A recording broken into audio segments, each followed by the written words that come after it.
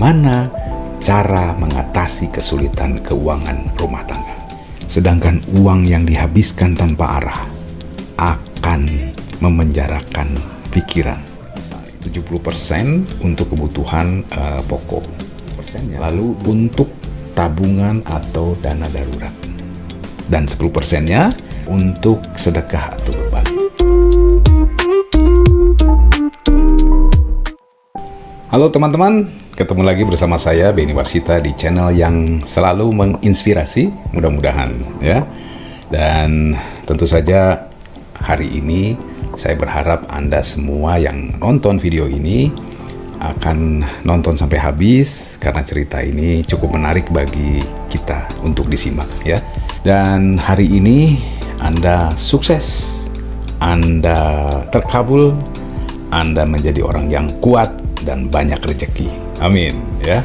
Oh ya teman-teman, ngomong-ngomong tentang rezeki nih, saya mau nanya, pernahkah Anda berada di titik yang paling paling dramatis lah gitu ya dalam sisi kehidupan, terutama keuangan, di mana uang di dompet itu betul-betul habis sehabis-habisnya. Sementara nih yang sudah berkeluarga kan kebutuhan terus berjalan, kebutuhan rumah tangga ya, selalu berdatangan silih berganti. Misalnya ada tagihan listrik tiba-tiba, wow, walaupun pakai token, apalagi token ya, berasa berasa cepet banget tuh muternya. Lalu uang sekolah anak harus dibayarkan bulan depan misalkan. Cicilan motor berbarengan, wow, cicilan motor itu sebetulnya enak awalnya, puyeng setelahnya. Karena setiap bulan kita harus anggarkan itu. Bahkan harga cabai pun nih untuk urusan dapur ibu-ibu naik. Kayak udah harga emas dan daging aja nih cabai. Dan kadang-kadang tanpa disadari nih, akhirnya suasana rumah tangga juga menjadi tegang. Wah, ini nih ya. Bukan karena kurang cinta sebenarnya, tapi karena kurang uang. Jadi hal yang seharusnya jadi alat malah berubah jadi sumber pertengkaran. Amit-amit ya, mudah-mudahan nggak begitulah anda semuanya. Walaupun ada sedikit lah gitu, itu hanya cekcok biasa lah. Karena ingat ya, kalau kita sudah berumah tangga itu adalah satu ikatan, maka kuncinya adalah komunikasi. Nah teman-teman, tonton video ini sampai akhir, sampai habis, karena hari ini saya akan membahas bagaimana cara mengatasi kesulitan keuangan rumah tangga. Ya, jadi bukan hanya dengan strategi sebetulnya, tapi juga dengan hati yang tentu saja tenang, dengan cara berpikir yang baru, logis gitu ya. Jadi teman-teman sekali lagi jangan kemana-mana, habiskan video ini sampai selesai ya, karena nanti mudah-mudahan Anda akan mendapatkan solusinya. Nah, hari ini saya ingin memulai dengan sebuah kisah nyata. Ini ada kisah nyata ya. Sebut saja namanya Rudy dan Maya. Ini adalah pasangan muda-mudi yang sudah berumah tangga dengan 2 anak kecil. Mereka tinggal di rumah kontrakan sederhana di pinggir kota. Nah, teman-teman, awalnya kehidupan mereka ini dengan keluarga kecilnya ini ya, hidup mereka ini cukup tenang, anaknya juga lucu-lucu gitu ya.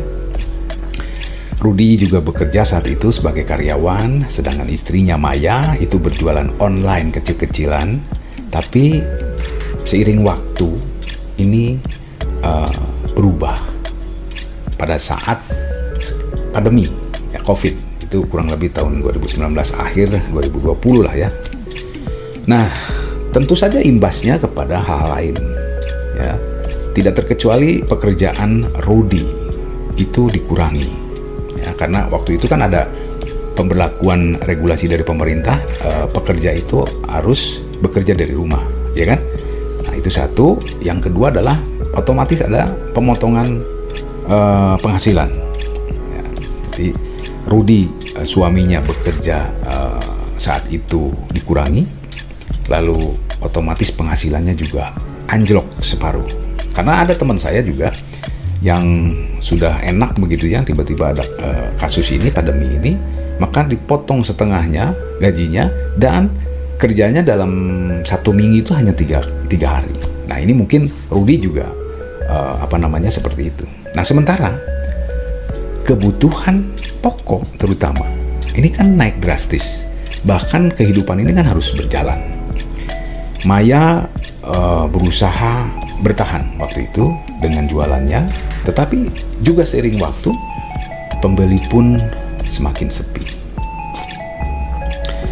Hari demi hari mereka mulai saling menyalahkan.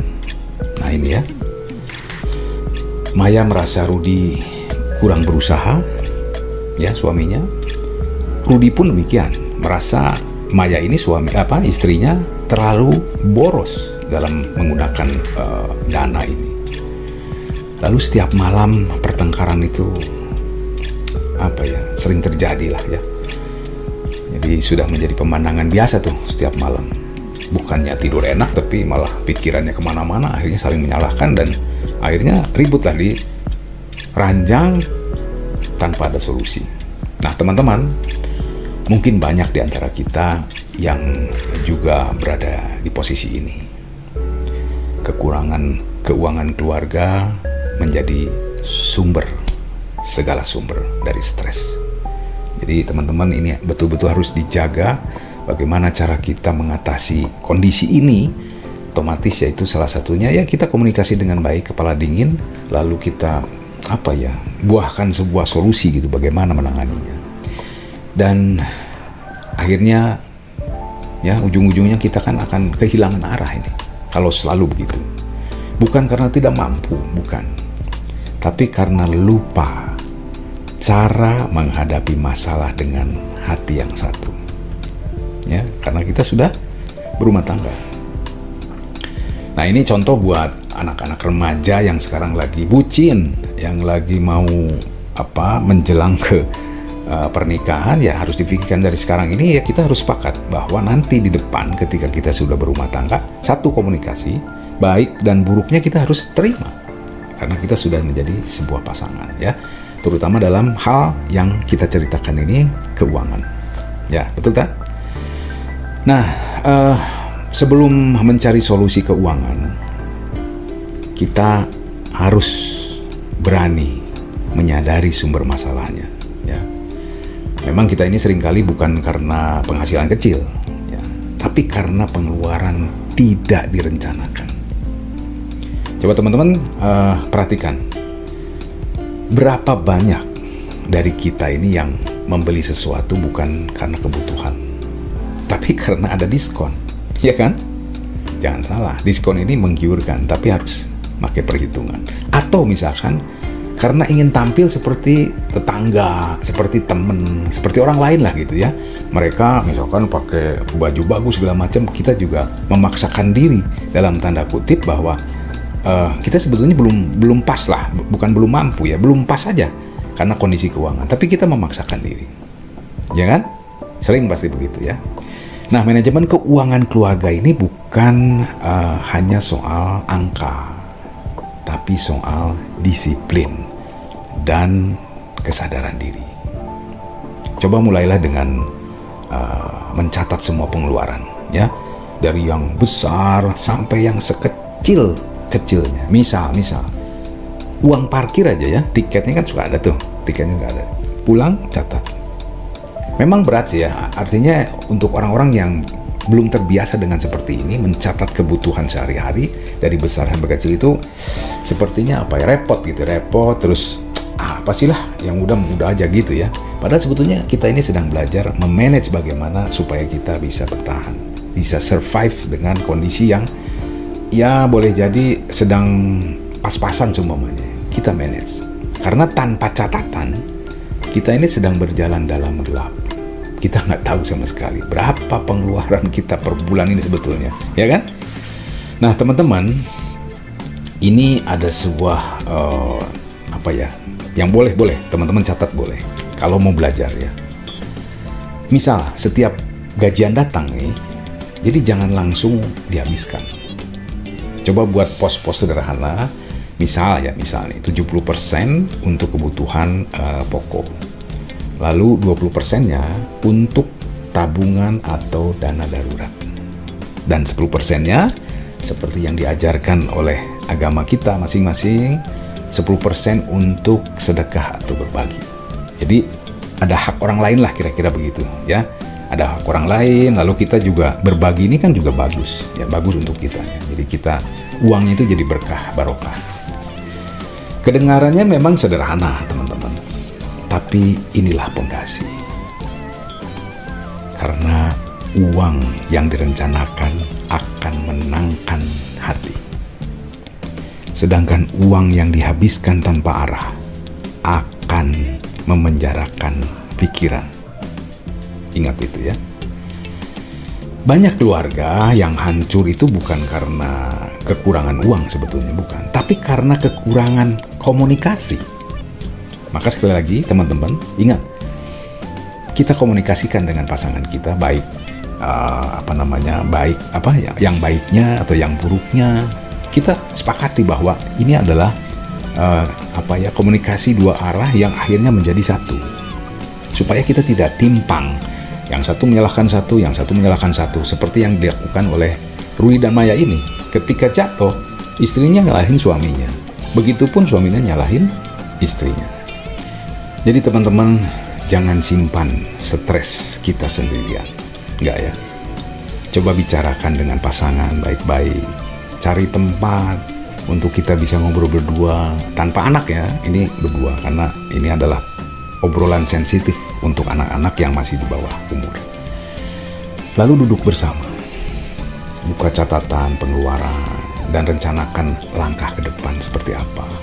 Ingat teman-teman, pasangan itu bukan lawan dalam menghadapi krisis. Ya. Kalian adalah satu tim melawan situasi, bukan saling menyalahkan. Jadi kalau kita selalu berprasangka buruk, saling menyalahkan, tidak akan ada habisnya. Ya. Krisis keuangan memang membuat kita ini jadi cemas. Waduh, besok bagaimana nih? Waduh gitu, banyak waduhnya tuh. Tapi cemas itu tidak pernah menambah uang, ingat ya. Kita cemas saja, apa bertambah uangnya? Enggak, ya. Maka kita harus cari solusi. Itu hanya menguras tenaga aja, menguras waktu, menguras pikiran, melemahkan semangat juga.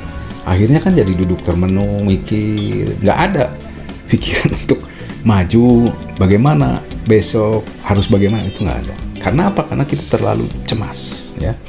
Nah, sebaliknya, coba gunakan kecerdasan hati. Tanyakan, apa yang bisa aku buat hari ini? Atau apa yang bisa kita ubah hari ini? Ini mungkin mulai belajar keterampilan baru seumpamanya, ya. Atau berani membuka peluang usaha kecil. Boleh mulai dari rumah, misalkan usaha kecil-kecil. Kalau misalkan ternyata istri saya jago masak seumpamanya, nggak apa-apa, kita mulai, nggak usah gengsi, ya. Ingat, peluang tidak selalu datang dalam bentuk besar. Kadang ia datang dalam bentuk sederhana, seperti ide jualan makanan tadi, ya. Jasa kecil misalkan nganter anak sekolah segala macam, maksudnya anak sekolah tetangga dan lain sebagainya, itu kan juga usaha kecil-kecilan, ya. Atau berbagi keahlian online semuanya, karena Anda sudah expert di bidangnya, nggak apa-apa, berbagi online, berbayar kepada kita. Ini kan salah satu solusi usaha di mana kita ini sedang mencari bagaimana situasi ini cepat berlalu. Teman-teman, dalam setiap kesulitan ekonomi, jangan lepaskan pegangan iman, terutama itu, ya. Jadi kita tetap harus punya iman yang kuat, karena tanpa iman semuanya juga akan roboh. Belajarlah dari kisah Rudi dan Maya tadi. Mereka hampir berpisah, ya, karena saling menyalahkan itu, tidak ada solusi. Tapi mereka memilih duduk bersama, mengatur keuangan, menulis ulang mimpi, dan belajar mulai dari awal. bukan dengan uang, tapi dengan kesadaran dan cinta yang baru. Kini hidup mereka memang belum sempurna, tapi mereka lebih tenang sekarang, lebih terencana, dan lebih bersyukur. Jadi teman-teman, hari ini Anda sedang dalam kesulitan keuangan, ingat, Anda tidak sendirian.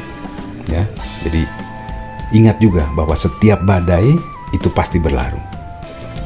Asal Anda tetap melangkah, tetap belajar, dan tetap percaya diri.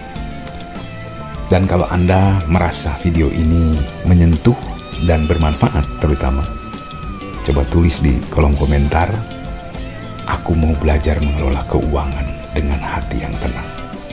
Tulis itu ya, saya pengen tahu. Bantu juga orang lain menemukan harapan yang sama dengan cara menekan tombol like, share, dan subscribe ke channel ini. Karena satu klik dari Anda bisa menjadi awal perubahan besar bagi banyak keluarga di luar sana. Saya Benny Warsita, sampai jumpa.